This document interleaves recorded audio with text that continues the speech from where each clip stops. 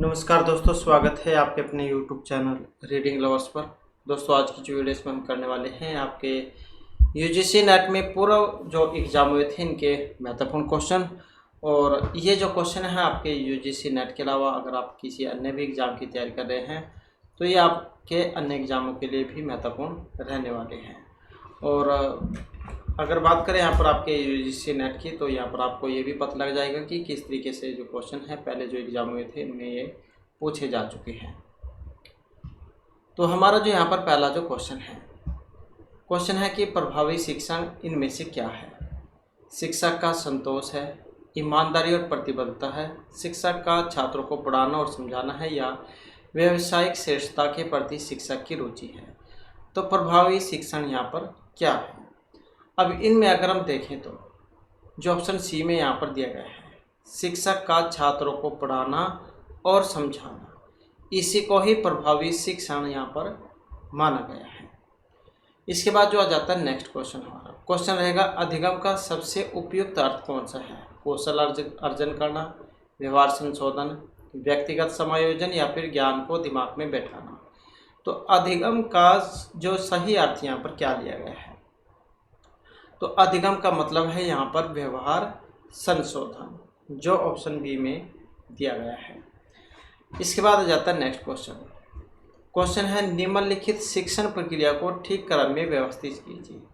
तो यहाँ पर क्या है, शिक्षण की प्रक्रिया है और उसका जो सही क्रम है वो आपने बताना है। सही क्रम जो ऑप्शन डी में यहाँ पर बना हुआ है, तो जिसमें सबसे पहले आ जाएगा नंबर 4 वाला, शिक्षण लक्ष्यों को सूत्रबद्ध करना। इसके बाद आ जाता है वर्तमान ज्ञान को पहले के ज्ञान से जोड़ना। इसके बाद आ जाएगा शिक्षण सामग्री का प्रस्तुतिकरण, और उसके बाद आ जाता है मूल्यांकन, और लास्ट में आ जाएगा पुनः शिक्षण। तो इस प्रकार से जो है यहाँ पर प्रक्रिया चलती है। तो सबसे पहले शिक्षा लक्ष्यों को सूत्रबद्ध करना, उसके बाद जो पहले आपने पढ़ाया है उसी के आधार पर नेक्स्ट जो ज्ञान है वो उससे जोड़ना, और फिर है शिक्षण सामग्री का प्रस्तुतिकरण, मूल्यांकन, और फिर दोबारा से शिक्षण। नेक्स्ट क्वेश्चन आ जाता है हमारा यहाँ पर CIT किसका सूचकांक है, CIET। तो इसका अर्थ यहाँ पर जो ऑप्शन सी में है, तो ये कहा जाता है central institute for education technology, और ये एक राष्ट्रीय शैक्षणिक अनुसंधान एवं प्रशिक्षण परिषद NCERT की ही इकाई है, और इसकी जो स्थापना है ये वर्ष 1984 में हुई थी। नेक्स्ट हमारा जो क्वेश्चन है उच्च शिक्षा के स्तर पर शिक्षक की भूमिका है। तो उच्च शिक्षा के स्तर पर शिक्षक की भूमिका, विद्यार्थियों को सूचना प्रदान करना, स्वाध्याय को प्रोत्साहित करना, स्वस्थ प्रतिस्पर्धा को प्रोत्साहन देना, या अपनी समस्या हल करने में विद्यार्थियों की मदद करना। तो उच्च शिक्षा के स्तर पर शिक्षक की भूमिका क्या है, और भूमिका की बात करें तो जो ऑप्शन बी में दी गई है, विद्यार्थियों को स्वाध्याय को प्रोत्साहित करना। तो उस शिक्षा में स्वाध्याय की ज़्यादा महत्वपूर्ण भूमिका है, तो ये आप याद रखिएगा। नेक्स्ट आ जाता है व्याख्यान देते समय यदि कक्षा में कोई विघ्न आ जाता है, कोई बाधा हो, तो शिक्षक को क्या करना चाहिए। कुछ देर के लिए चुप हो जाए और फिर शुरू करें। जो बाधा डाल रहे हैं उन्हें दंडित करें, बाधा डाल रहे हैं उन्हें सीखने के लिए प्रेरित करें, या कक्षा में जो कुछ हो रहा है उसके बारे में कोई परवाह न करें। तो ऐसा तो कभी नहीं हो सकता कि क्लास में जो कुछ हो रहा है उसको आप बिल्कुल इग्नोर ही कर दें। तो ऐसा जो है कभी भी नहीं हो सकता। और कुछ देर के लिए चुप हो जाए और फिर शुरू कर दे, तो ऐसा भी कभी नहीं हो सकता। अब दंड करें तो मारना पीटना भी नहीं है, कभी हो सकता। तो बच गए यहाँ पर एक वाला कि जो बाधा डाल रहे हैं उन्हें सीखने के लिए प्रेरित करें, या फिर उसका जो है कारण जानने की कोशिश करें कि बच्चे ऐसा क्यों कर रहे हैं। नेक्स्ट हमारा क्वेश्चन है यहाँ पर सैद्धांतिक कोण हमारे को आकार प्रदान करते हैं, निर्माण, अवबोधन, सृजन या खपत को। तो सैद्धांतिक कोण हमारे को क्या प्रदान करते हैं, और जो यहाँ पर ऑप्शन बी में दिए गए हैं अवबोधन। तो सैद्धांतिक कोण हमारे अवबोधन को आकार प्रदान करते हैं। और इस सिद्धांत का जो विस्तार है ये अमेरिकी साहित्यकार थे रोमन ओसिपोविच जैकोबसन, इन्होंने किया था और उन्हें भाषाओं का संरचनात्मक विश्लेषण कहा जाता है। संरचनात्मक विश्लेषक इनको कहा जाता है।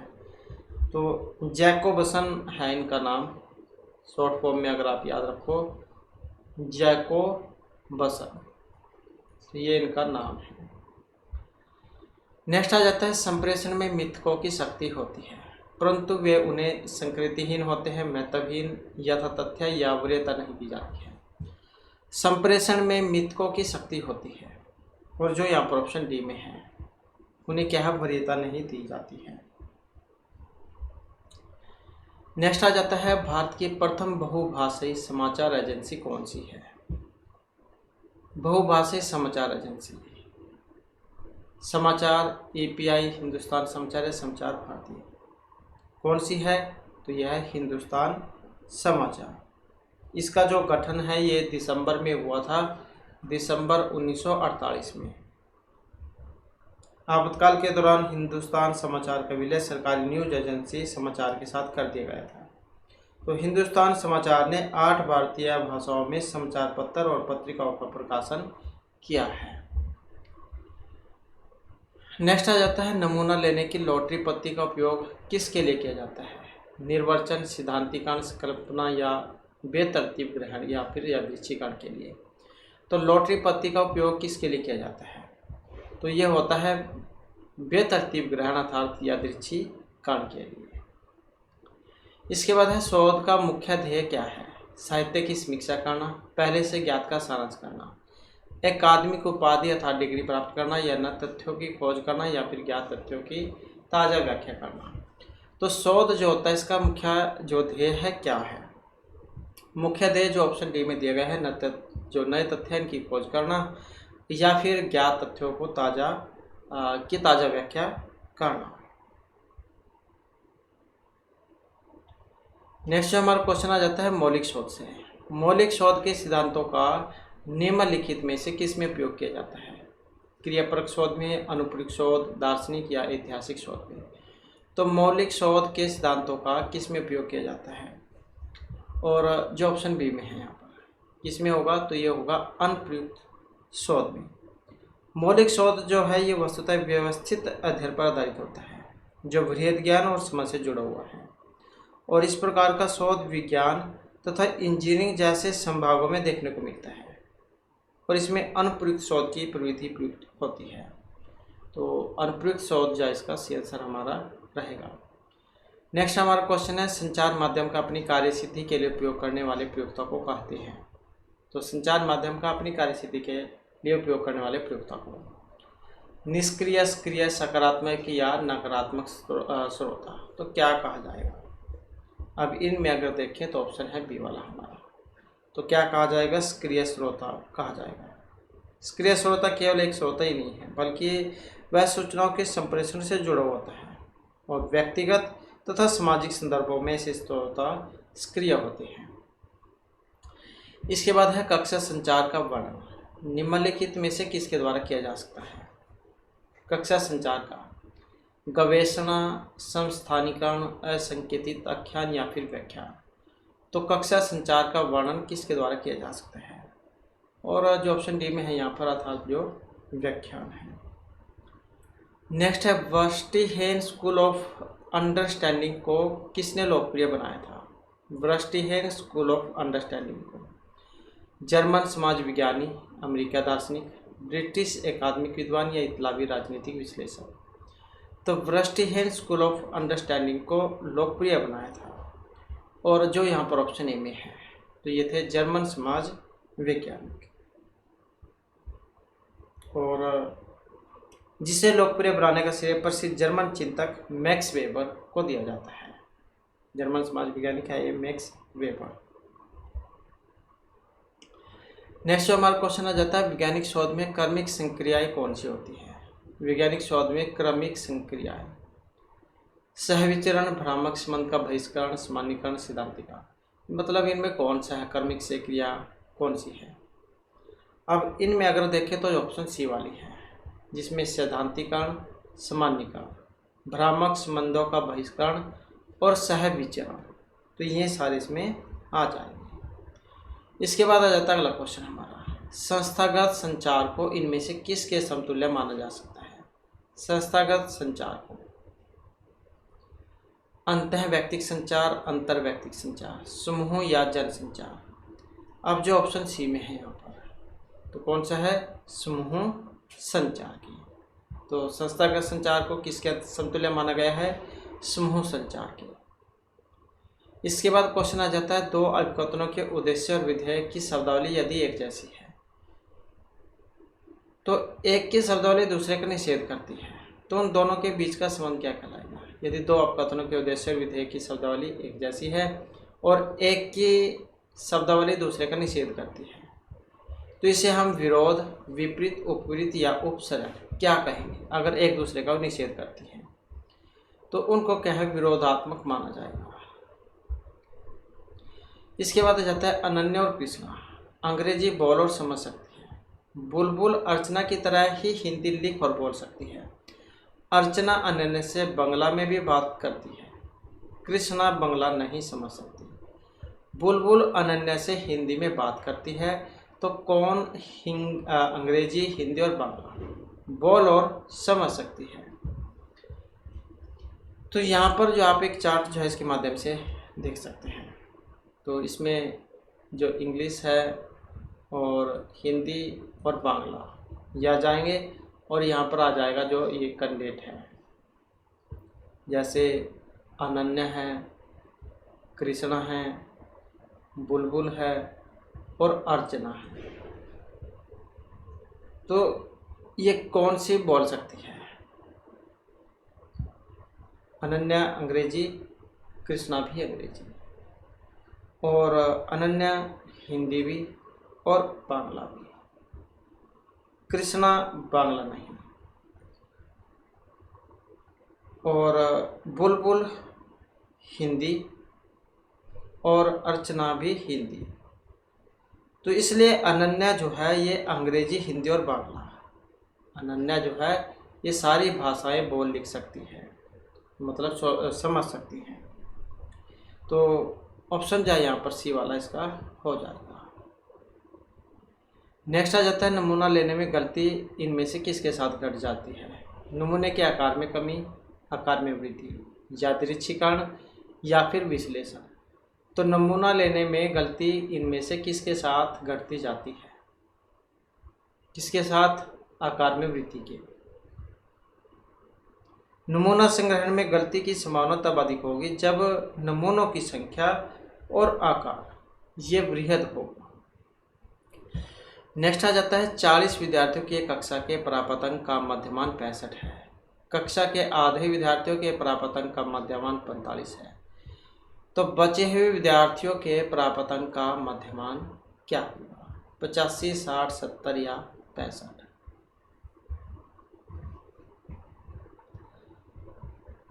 तो 40 विद्यार्थियों की एक कक्षा के प्राप्त अंक का अगर मध्यमान 65 है, तो कक्षा के आधे विद्यार्थियों के प्राप्त अंक का मध्यमान। अब यहाँ पर देखें तो जो ऑप्शन है ए में, तो कौन सा है? ये 85 है। तो इसमें क्या है? 40 विद्यार्थियों के कुल प्राप्त अंक कितने हो जाएंगे? 40 गुणा में 65 कितने हो जाएंगे? 26 हो जाएंगे। फिर जो 20 विद्यार्थी हैं, 20 विद्यार्थी, तो 20 विद्यार्थियों के कुल प्राप्त अंक कितने होंगे? तो ये भी वैसे हो जाएंगे, 20 गुणा में 45, 900। फिर शेष 20 विद्यार्थियों के कुल प्राप्त अंक, तो इसमें से घटा लेंगे हम 2600 में से 900, तो कितना आ जाएगा? 1700। फिर शेष 20 विद्यार्थियों के प्राप्त अंक का जो मध्यमान है, मध्यमान तो कितना है? 1700 और बटे में 20, तो आ जाएगा 85। इसके बाद है स्वनिर्मित परिभाषा। निम्नलिखित में से कौन सी कही जा सकती है? स्वनिर्मित परिभाषा जो हमेशा सत्य हो, मिथ्या हो, सत्य हो कभी मिथ्या हो, या सत्य हो न मिथ्या हो। स्वनिर्मित परिभाषा, स्वनिर्मित जो परिभाषा है यहाँ पर जो ऑप्शन डी में दी गई है कि जो न सत्य है और न ही मिथ्या है, तो वह है स्वनिर्मित। इसके बाद क्वेश्चन है, जब किसी तर्क का निष्कर्ष अंतिम रूप से अपनी आधिकारिका या आधिकारिकाओं के परिणाम स्वरूप आए, तो वह तर्क क्या कहलाएगा? चक्रीय, आगमन, निगमन या सदृशमूलक तर्क। जब किसी तर्क का निष्कर्ष अंतिम रूप से अपने आधिकारिक के परिणाम स्वरूप आए तो वह तर्क क्या कहलाएगा? और जो ऑप्शन सी में है, क्या कहलाएगा? निगमनात्मक तर्क। इसके बाद एक महिला की ओर इशारा करते हुए एक आदमी ने कहा, उसके एकमात्र भाई का पुत्र मेरे पत्नी का भाई है, तो वह महिला उस आदमी की क्या लगती है? तो एक महिला की ओर इशारा करते हुए एक आदमी ने कहा, उसके एकमात्र भाई का मतलब स्वयं से है, उसके एकमात्र भाई का पुत्र मेरी पत्नी का भाई है, तो महिला उस आदमी की क्या लगती है? बहन, दादी, सास या ससुर की बहन। तो इस प्रकार के जो क्वेश्चन आप अपने ऊपर जो इनको रख के देखने हैं तब ये आसानी से हल हो जाते हैं। तो अगर यहाँ पर देखिए आदमी एक महिला की ओर इशारा करते हुए एक आदमी ने कहा, उसका एकमात्र भाई, एकमात्र भाई कौन? उसका साड़ा, एकमात्र भाई का पुत्र, तीजा पुत्र मेरी पत्नी का, मेरी पत्नी का भाई है। तो आदमी की पत्नी का भाई आदमी का साला, तो इसलिए उस महिला का एकमात्र भाई मतलब आदमी के साले के पिता, आदमी के क्या हुए? ससुर हुए। इसलिए वह महिला उस आदमी के ससुर की बहन है। क्या है? ससुर की बहन। इसके बाद है निम्नलिखित सीरीज आई है यहाँ पर में उत्तरोत्तर संख्याओं के कितने युग्मों में प्रत्येक के बीच 2 का अंतर है? तो कितने जोड़े हैं संख्याओं के कितने युग्मों में प्रत्येक के बीच 2 का अंतर है? तो 2 का अंतर है। अब या तो आप सीधे इसमें ये देख लो जिसमें 2 का अंतर है, 2 का अंतर या फिर नहीं है, जैसे 6 और 4 है। अब 2 का अंतर नहीं है, 4, 5, 6 एक ही है। और इसी प्रकार से फिर आप नेक्स्ट में देख लें, यहाँ पर भी अगर हम देखें तो 2 और 2 4 हैं, और इसके अलावा फिर 8 और 2 6 होते हैं। और इनमें देख लो और कोई, तो एक ये वाला है, इसमें भी 2 ही हैं, और कौन सा एक ये वाला है, 8 6। तो इस प्रकार से आप देख सकते हैं इसमें उत्तरोत्तर संख्याओं के कितने युग्मों में प्रत्येक के बीच 2 का अंतर है। तो 2 का अंतर आप देख सकते हैं। और कौन सा रह गया यहाँ पर?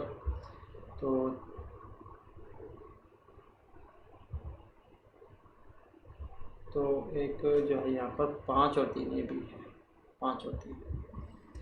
तो इस प्रकार से 2 4 6, एक और है यहाँ पर,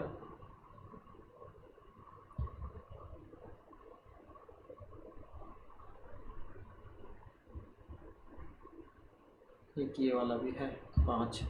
तो 7 जाए। तो यहाँ पर क्या है, अभीष्ट युग्मों की जो संख्या है तो कितनी होगी? ये 7 होगी। तो 8 नहीं है, 7 होनी चाहिए। 2 2 4 5 6 7, तो 7 जाए यहाँ पर ये होगी। इसके बाद आ जाता है नेक्स्ट हमारा। नेक्स्ट में यदि अनिल की आयु सुनीता की आयु से 2 गुनी है, 3 वर्ष पहले उसकी आयु सुनीता की आयु से 3 गुनी थी, तो अनिल की वर्तमान में आयु कितनी है? तो इसमें क्या है, ये जो सुनीता है मान लेना है, माना जो सुनीता है, तो सुनीता की आयु कितनी है? x हो गई, और अनिल की दुगनी है, अनिल की आयु सुनीता की आयु से दुगनी है, तो कितनी हो जाएगी इसकी, अनिल की? तो ये हो जाएगी 2x। फिर क्या है यहाँ पर 3 साल पहले,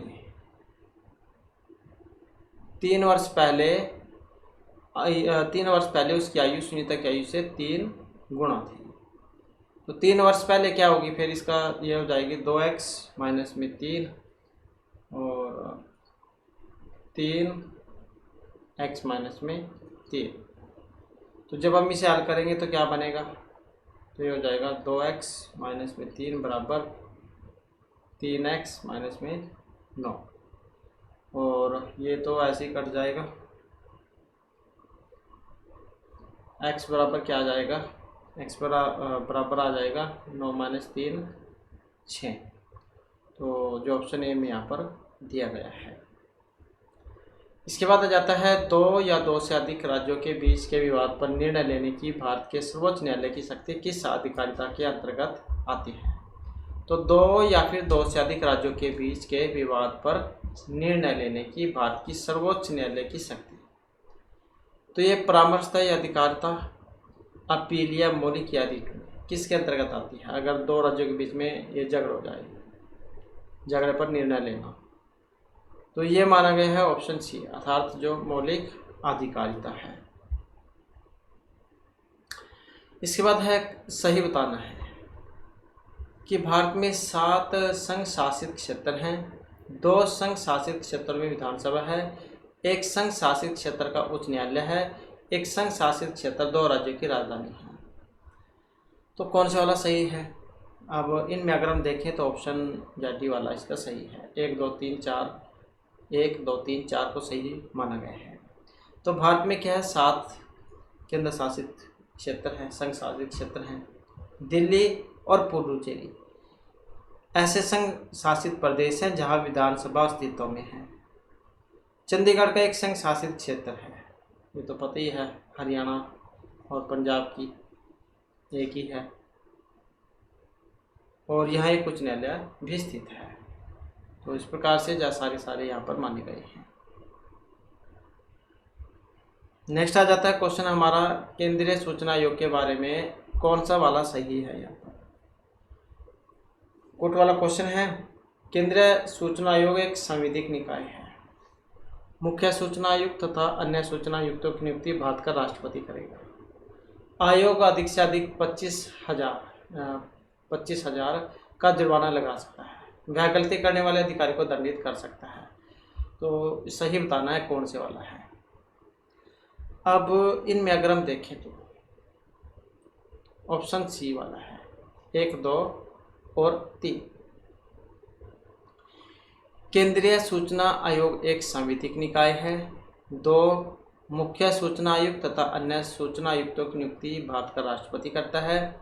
और तीसरा है कि आयोग अधिक से अधिक 25,000 रुपये का जुर्माना लगा सकता है। नेक्स्ट आ जाता है, किस परिषद को वर्ष 2013 में विघटित कर दिया गया था।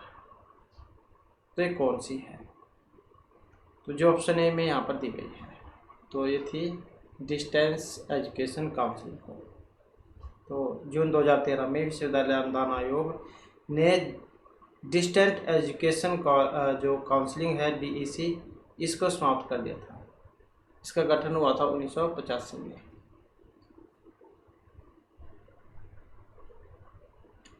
नेक्स्ट है, निम्नलिखित में से कौन सा उपागम मानव पर्यावरण अन्योन्य क्रिया की समस्या से संबंधित सर्वाधिक व्यापक उपागम है। प्राकृतिक संसाधन संरक्षण, शहरी औद्योगिक समृद्धि, ग्रामीण कृषि समृद्धि या वाटर शेड विकास उपागम। अब इनमें देखें तो ऑप्शन है ए वाला। तो कौन सा उपागम मानव पर्यावरण अन्योन्य क्रिया की समस्या से संबंधित सर्वाधिक व्यापक उपागम है। तो यह है प्राकृतिक संसाधन संरक्षण उपागम। इसके बाद हमारा क्वेश्चन आ जाता है, शहरी क्षेत्र में प्रदूषणकारी गैस कार्बन मोनोऑक्साइड का मुख्य स्रोत क्या है। कई बार ये भी आ जाता है कोड इसका। तो कार्बन मोनोऑक्साइड जो गैस है, CO कह देते हैं, तो इसका प्रमुख स्रोत तापीय शक्ति, परिवहन, औद्योगिक या घरेलू। तो किससे उत्पन्न होती है ये कार्बन मोनोऑक्साइड। तो कार्बन मोनोऑक्साइड जो ये साधन जो होते हैं, कार, ट्रैक्टर, बस, तो डीजल पेट्रोल वाले, तो इनसे जाए निकलती है। नेक्स्ट है, ईंधन बैटरी चालित वाहनों में ऊर्जा किसके दहन से प्राप्त होती है। ईंधन बैटरी चालित वाहन में ऊर्जा मीथेन, LPG, हाइड्रोजन, CNG। अब यहाँ पर जो ऑप्शन बी वाला है, तो किसके, हाइड्रोजन के। इसके बाद है, national assessment and accreditation counselling के विषय में कौन सा सही है। एक स्वायत्त शासी संस्था है। इसे उस शिक्षा के संस्थानों के मूल्यांकन एवं प्रत्यायन की जिम्मेदारी का कार्य दिया गया है। दिल्ली में स्थित है, एक क्षेत्रीय कार्यालय है। कौन से वाला सही है? तो national assessment and accreditation council के विषय में। अब यहाँ पर देखें तो जो ऑप्शन बी में है, तो 1 और 2 को यहाँ पर माना गया है। स्वायत्त शासी संस्था है और इसे उच्च शिक्षा के संस्थानों के मूल्यांकन एवं प्रत्ययन की जिम्मेदारी का कार्य दिया गया है। इसके बाद है इनमें से किसने 18 राज्यों के 267 निर्वाचन क्षेत्रों में CNN, IBN, the Hindu 2013 election tracker survey किया था? अब इनमें देखें तो जो ऑप्शन ए में है, तो ये किया था the centre for the study of developing society, CSDS ने। नेक्स्ट आ जाता है भारत का प्रथम वर्चुअल विश्वविद्यालय, यह आरंभ किया गया था आंध्र प्रदेश, उत्तर, महाराष्ट्र या तमिलनाडु में। प्रथम वर्चुअल विश्वविद्यालय और ये हुआ था महाराष्ट्र में। नेक्स्ट हमारा क्वेश्चन आ जाता है निम्नलिखित पुस्तकों को उनके प्रकाशन के कालानुक्रम में व्यवस्थित कीजिए। तो कालानुक्रम के अनुसार आपने लगानी है। इनके अनुसार जो ऑप्शन डी वाला है 1, 2, 3 और 4 इसी प्रकार से सही है। तो जैसे यहाँ पर लिमिट्स टू ग्रोथ, तो किन के द्वारा रचित है ये? तो डोनेल मेडोज, ये जो डोनेल मेडोज तो ये इनके लिखी हुई है। साइलेंट स्प्रिंग, ये है रसेल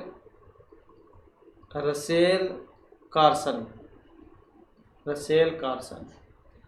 आवर कॉमन फ्यूचर, तो फ्यूचर एंड रिपोर्ट जो है इनके द्वारा। Future UN report. Resourceful earth, तो किसके द्वारा? यह है जूलियन साइमन के द्वारा। तो इस प्रकार से यहाँ पर इनके रचनाकार या फिर संगठन है। नेक्स्ट आ जाता है उत्तर औद्योगिक समाज को निम्नलिखित में से कोई एक भी कहा जाता है। उत्तर औद्योगिक समाज को सूचना प्रौद्योगिकी, मध्यवर्ती या गैर कृषि समाज, तो उत्तर औद्योगिक समाज को।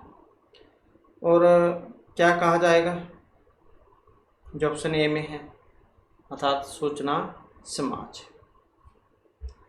इसके बाद हमारा क्वेश्चन है इंटरनेट आधारित संचार के आरंभिक प्रयास किसके लिए किए गए थे? इंटरनेट आधारित संचार के आरंभिक प्रयास व्यावसायिक, सैन्य उद्देश्य, पारस्परिक या राजनीतिक अभियान के लिए। अब जो ऑप्शन बी में है, किसके लिए? सैन्य उद्देश्य के लिए। तो अमेरिकी सेना में इनका प्रयोग हुआ था। इसके बाद है संस्थानों के अंतर्गत आंतरिक संचार किसके द्वारा किया जाता है? लैन, वैन, EBB या फिर MMS के द्वारा, MMS। तो संस्थानों के अंतर्गत आंतरिक संचार और इसका संबंध है लैन के द्वारा। लैन क्या है? लैन को कह देते हैं हम लोकल एरिया नेटवर्क और वैन वाइड एरिया नेटवर्क। नेक्स्ट आ जाता है वर्चुअल रियलिटी उपलब्ध कराती है सुस्पष्ट चित्र, व्यक्तिगत श्रवण, सहभागी या नई फिल्म का पूर्व अवलोकन। वर्चुअल रियलिटी उपलब्ध कराएगी, क्या कराती है? तो ये कराती है सहभागी अनुभव को। तो महाराष्ट्र के मुंबई विश्वविद्यालय में पहली बार वर्चुअल क्लासरूम की व्यवस्था की गई थी और ये शुरू हुई थी उसमें 18 अगस्त और 2013 में। नेक्स्ट आ जाता है किस महाद्वीप पर रेगिस्तान में परिवर्तित होने का सबसे अधिक खतरा है? अफ्रीका, एशिया, दक्षिण अमेरिका या उत्तरी अमेरिका। तो किस महाद्वीप पर रेगिस्तान में परिवर्तित होने का सबसे ज़्यादा खतरा है? और यह है अफ्रीका के। नेक्स्ट है महिलाएं पुरुषों की अपेक्षा प्रकृति के अधिक निकट है। यह किस प्रकार का दृष्टिकोण है? यथार्थ, अनिवार्य, नारीवादी या गहन परिस्थिति की कि महिलाएं पुरुषों की अपेक्षा प्रकृति के अधिक निकट है। तो ये दृष्टिकोण की बात करें तो ये नारीवादी है, जो ऑप्शन सी में यहाँ पर दिया गया है।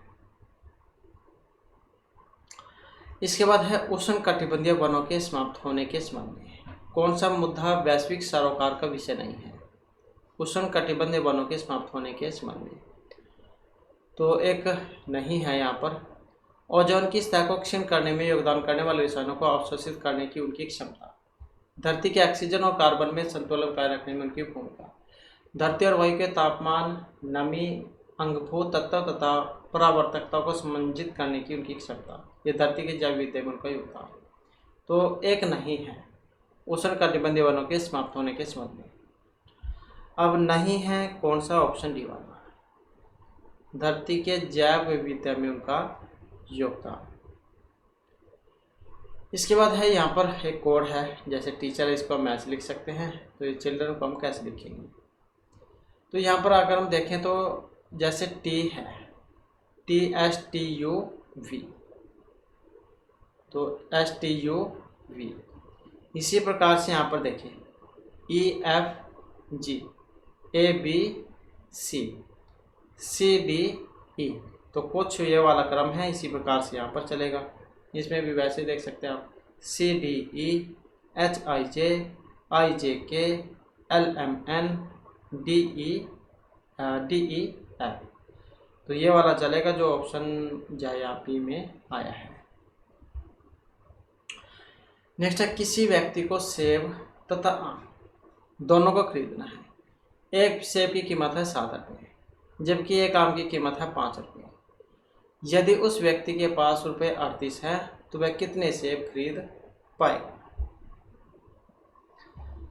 तो यहाँ पर क्या है, माना व्यक्ति के पास X सेब और Y आम है, तब एक सेब की कीमत कितनी है? सेब की कीमत है 7 रुपये और आम की कितनी है? आम की है 5 रुपये।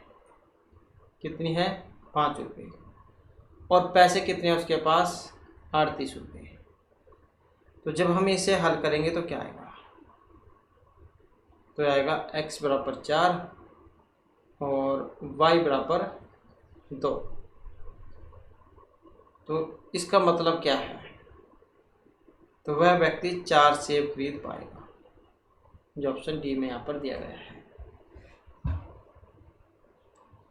नेक्स्ट आ जाता है कौन से एक सोशल नेटवर्क है? Amazon, eBay, Twitter, Gmail. एक सोशल नेटवर्किंग साइट कह सकते हैं आप। कौन सी है यहाँ पर? तो ये ट्विटर है, क्योंकि ये ई-कॉमर्स कंपनियाँ हैं, और ये जीमेल, ईमेल। नेक्स्ट है समष्टि सूचना पैरामीटर है, जबकि संगत सैंपल सूचना को कहा जाता है। यूनिवर्स, समष्टि अनुमान, प्रतिचयन अभिकल्प या फिर सांख्यिकी। समष्टि सूचना पैरामीटर है, जबकि संगत सैंपल सूचना को कहा जाएगा। तो क्या कहा जाएगा इसको? तो इसको कहा जाएगा सांख्यिकी, जो यहाँ पर ऑप्शन डी में दिया गया है। इसके बाद है शनि और मंगल दोनों पृथ्वी की तरह ही ग्रह हैं। वे सूर्य से प्रकाश ग्रहण करते हैं और पृथ्वी की तरह ही सूर्य के चारों ओर भी घूमते हैं। इसलिए उन ग्रहों पर विविध प्रकार के जीव रहते हैं, जैसे कि पृथ्वी पर रहते हैं। उक्त गद्यांश में किस प्रकार का तर्क है? निगमन, फलित ज्योतिष, सादृश्यमूलक या गणितीय है? कि जैसे शनि मंगल दोनों ग्रह हैं, वे सूर्य से प्रकाश ग्रहण करते हैं और पृथ्वी के तरह ही सूर्य के चारों ओर भी घूमते हैं, और उन ग्रह पर अनेक प्रकार के जीव भी रहते हैं, तो जैसे कि पृथ्वी पर रहते हैं। तो इसको जो यहाँ पर माना गया है, तो ये एक निगमनात्मक तर्क है। इसके बाद क्वेश्चन है, नीचे 2 अधिकारिक दी गई हैं। उन 2 अधिकारिकों से 4 कोड़ों में 4 निष्कर्ष निकाले गए हैं। इन कोड़ों के अंतर्गत जिस कोड़ में निष्कर्ष प्रमाणिक रूप से बताया गया है उसका चयन कीजिए। तो यहाँ पर अधिकारिकाएं अगर हम देखें तो सभी संत धार्मिक होते हैं, कुछ ईमानदार लोग संत होते हैं, ये प्रमुख है, ये गौण है। इसका अगर हम यहाँ पर कोड देखें तो सभी संत ईमानदार होते हैं, कुछ संत ईमानदार है, कुछ लोग धार्मिक हैं, सभी धार्मिक लोग ईमानदार होते हैं। तो कौन से वाला सही है इसमें? तो अब इसमें अगर हम सही को देखें तो ऑप्शन जो है बी वाला बनेगा, कुछ संत ईमानदार हैं। तो यहाँ पर जो है ऑप्शन जो है इसका बी वाला जो है हो जाएगा कि कुछ संत जो है यहाँ पर कुछ संत ईमानदार हैं। और इसके बाद आ जाता है फिर हमारा नेक्स्ट क्वेश्चन। तो यहाँ पर 51 से 54 तक के जो क्वेश्चन है आपने इसमें से इनके उत्तर देने हैं। तो यहाँ पर के नीचे दिए गई सारणी में दुनिया के विभिन्न क्षेत्रों से विभिन्न वर्षों में भारत के विदेशी पर्यटक आगमन FTA का विवरण दिया गया है और इस सारणी को ध्यानपूर्वक अध्ययन कीजिए और फिर इसके आधार पर आपने उत्तर देने हैं। तो अलग अलग वर्ष में जो यहाँ पर पर्यटक आए हैं 2007, 8, 9 में, तो कहाँ से कितने आए हैं वो दिखाए गए हैं। तो यहाँ पर है क्या है, भारत में वर्ष 2009 में कुल विदेशी पर्यटक आगमन के लिए लगभग 20% पर्यटक किस क्षेत्र से आए थे 2009 में 20%। तो यहाँ पर फिर देखें तो 2009 में तो ये जो संख्या है यहाँ पर इसका 20% निकाल लेना है। 20% जब इसका आएगा तो ये आएगा 102 1716, तो इतना आएगा जो उत्तरी अमेरिका से आए पर्यटकों के लगभग बराबर है। तो जो ऑप्शन बी में यहाँ पर दिया गया है तो कितना है ये, इसके बराबर है, लगभग इतने ही है। नेक्स्ट आ जाता है यहाँ पर भारत में कुल विदेशी पर्यटक आगमन के वृद्धि क्षेत्र की अपेक्षा किस क्षेत्र से आने वाले पर्यटकों की वृद्धि दर वर्ष 2008 में अधिक रही है। तो 2008 में अधिक रही है, कौन से हैं? तो यहाँ पर इसमें देखें तो ऑप्शन ए वाला है, तो कौन सी है, पश्चिमी यूरोप के। नेक्स्ट आ जाता है निम्नलिखित में से किस क्षेत्र से वर्ष 2009 में भारत में विदेशी पर्यटक आगमन की अधिकतम ऋणात्मक वृद्धि दर्ज की गई थी। तो यहाँ पर ऋणात्मक जो वृद्धि 2009 में, तो ये थी पश्चिमी यूरोप की, जो यहाँ पर ऑप्शन ए में दिया गया है। इसके बाद है वर्ष 2008 से और 9 में किस क्षेत्र से भारत में विदेशी पर्यटक आगमन की संख्या में ऋणात्मक वृद्धि दर्ज की गई। 2008 से 9 में ऋणात्मक वृद्धि, और जो यहाँ पर ऑप्शन सी में दी गई है तो ये थी पूर्व एशिया। इसके बाद आ जाते हैं यहाँ पर 55 से 60 क्वेश्चन, जो यहाँ पर गद्यांश है, इसमें से आपने इनके उत्तर ज़्यादा देने हैं। तो सबसे पहले हम जो यहाँ पर क्वेश्चन जो उनको एक बार देख लेते हैं ताकि आपको पता लग जाए कि कौन कौन से जो इसमें क्वेश्चन पूछे गए हैं। तो जिसमें पहला क्वेश्चन था कि विरासत संरक्षण की प्रति दृष्टिकोण में बदलाव कब आया था। इस अंतर सरकारी संगठन की सराहना किस लिए की गई थी। भारतीय संरक्षण आंदोलन तब सफल होगा, और भारत के ऐतिहासिक स्मारकों के सर्वेक्षण के अनुसार यहाँ बहुत कम संरक्षित स्मारक है। स्मारकों की कुल संख्या में संरक्षित स्मारकों की संख्या का प्रतिशत कितना है, और अपनी सांस्कृतिक विरासत के संरक्षण के लिए भारत को यूरोप से क्या सीखना चाहिए। और जो यहाँ पर ये वर्ड जो है इसको देश की सांस्कृतिक विरासत में योगदान देने के लिए जाना जाता है। ये जो INTAC जो है इसका पूरा नाम क्या है। तो इनके जो आंसर है आपने इसी गद्यांश में से देने हैं, तो इसको आपने एक बार में ही ध्यानपूर्वक पढ़ लेना है। तो यूनेस्को की सहायता से वर्ष 1959 में अंतर्राष्ट्रीय सांस्कृतिक संपदा परीक्षण एवं जीर्ण उद्धाराभ्यास केंद्र ICCROM की स्थापना के बाद पूरी दुनिया में विरासत संरक्षण में पुरस्कार हुआ। 126 देशों की सदस्यता वाले इस अंतर सरकारी संगठन ने विभिन्न व्यवसायों के 4000 से अधिक व्यावसायिकों को प्रशिक्षण देकर कार्य व्यापार के मानक बनाकर तथा तकनीकी विशेषज्ञता की साझेदारी कराकर सराहनीय कार्य किया। इस स्वर्ण जयंती वर्ष में इस संगठन की वैश्विक संरक्षण में प्रमुख भूमिका को स्वीकार करते समय हमें भारतीय संरक्षण आंदोलन में अंतर्राष्ट्रीय कार्य का मूल्यांकन करना समीचीन होगा। अवच्छिन्न निवेश, दृढ़ मनोयोग तथा समर्पित शोध तथा प्रचार प्रसार कुछ सकारात्मक सबक हैं जो याद रखे जाने योग्य हैं। कुछ देश जैसे इटली में किए गए कार्य से यह प्रदर्शित होता है कि प्रचुर आर्थिक प्रावधान के द्वारा विरासत को प्राथमिकता प्रदान करना लाभकारी होता है। दूसरी ओर भारत, जो सांस्कृतिक संपदा में कम संपन्न नहीं है, को इस दिशा में एक लंबी दूरी तय करनी है। और जो सर्वेक्षण जो है इससे पता लगा है कि यहाँ पर 6600 संरक्षित स्मारकों के अतिरिक्त लगभग जो है 60,000 उतने ही मूल्यवान ढांचे हैं जिन पर ध्यान देने की आवश्यकता है। भारतीय पुरातत्व सर्वेक्षण की जो यहाँ पर सेवा है, इसमें नियुक्त व्यक्तियों के एक छोटे से समूह के अलावा केवल लगभग 150% व्यावसायिक व्यक्ति उपलब्ध है। इस गंभीर अपर्याप्तता पर काबू पाने के लिए समर्पित प्रयोगशालाओं और प्रशिक्षण संस्थानों की स्थापना पर बल दिया जा रहा है, जैसे कि यूरोप में किया गया है। संरक्षण को शोध तथा इंजीनियरिंग संस्थानों की मुख्य धारा में शामिल करने से अधिक अच्छे परिणाम मिलेंगे। वित्त पोषण को बढ़ाना तथा संस्थानों की स्थापना करना अपेक्षाकृत सरल है। वास्तविक चुनौती स्थानीय संदर्भों को संबोधित करने के लिए अंतर्राष्ट्रीय उपमागमों को पुनः परिभाषित करने में निहित है। संरक्षण कार्य को विरासती ढांचों के कलात्मक ऐतिहासिक मूल्य के समर्थन एक सीमित नहीं रखा जा सकता, जिस पर संबद्ध अंतर्राष्ट्रीय घोषणा पत्र जारी जोर देती है। इस प्रयास को एक व्यापक आधार प्रदान करना होगा और इसे विरासती ढांचे के स्थान पर रहने वाले लोगों के जीवन की गुणवत्ता को संवर्धित करने का साधन बनाना होगा। संरक्षण परक प्रयासों को विरासती ढांचे के आसपास रहने वाले लोगों के रहन सहन के स्तर की देखभाल करने वाली ठोस योजना के साथ जोड़ना होगा। पाश्चात्य देशों के सदृश भारत के अभी भी अनेक पारंपरिक भवन निर्माण कारीगरी की कौशल जीवित है तथा संरक्षण परक कार्य इन्हें आलम्बन प्रदान करते हैं। भारतीय राष्ट्रीय कला एवं सांस्कृतिक धरोहर न्यास के संरक्षण से संबंधित घोषणा में इसे स्वीकार किया गया है, परंतु इसे सरकारी समर्थन मिलना भी बाकी है। हरित भवन आंदोलन के साथ जोड़कर विरासत संरक्षण को अधिक सशक्त बनाया जा सकता है।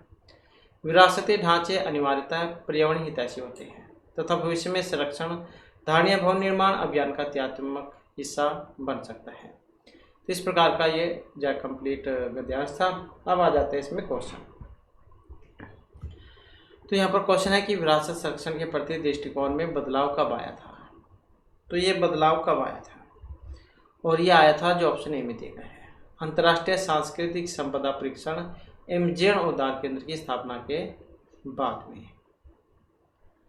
इसके बाद है इस अंतर सरकारी संगठन की सराहना किस लिए की गई थी। सदस्यों की संख्या 126 तक बढ़ाने के लिए, व्यवसायिकों को प्रशिक्षण प्रदान करने, तकनीकी विशेषज्ञता में साझेदारी कराने के लिए, संरक्षण में उचित निवेश करने के लिए या पुनरुद्धार तथा जीर्णोद्धार में इसके समर्थनकारी भूमिका के लिए।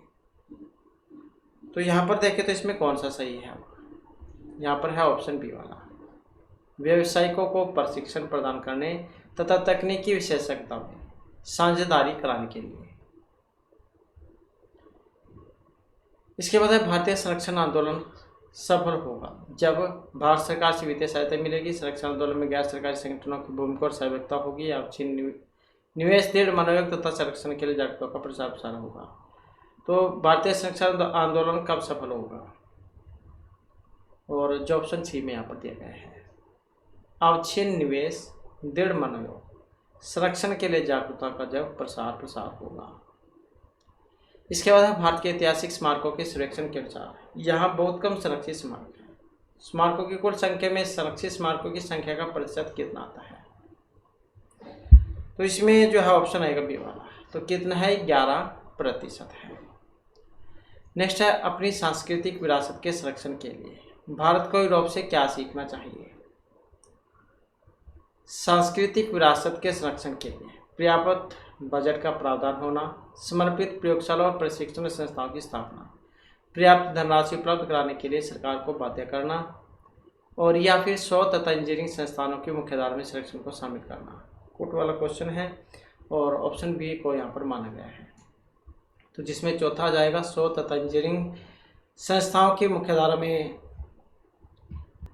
संरक्षण को शामिल करना और दूसरा है समर्पित प्रयोगशाला और प्रशिक्षण संस्थाओं की स्थापना करना। और जो एक है सांस्कृतिक विरासत के संरक्षण के लिए पर्याप्त बजट का प्रावधान होना। तो इस प्रकार से इनको सही माना गया है। इसके बाद क्वेश्चन है इंटैक्ट जो है इसकी फुल फॉर्म पूछा गया था यहाँ पर, और कौन सी है? ऑप्शन डी में जो आई है Indian national trust for art and cultural heritage. Indian national trust for art and cultural heritage. तो इस प्रकार से जो हमारे आज की क्लास में महत्वपूर्ण क्वेश्चन थे। नेक्स्ट वीडियो की इसमें आपके लिए नए जो महत्वपूर्ण क्वेश्चन हम लेकर आएंगे। और हमारे साथ अंत बनाने के लिए धन्यवाद।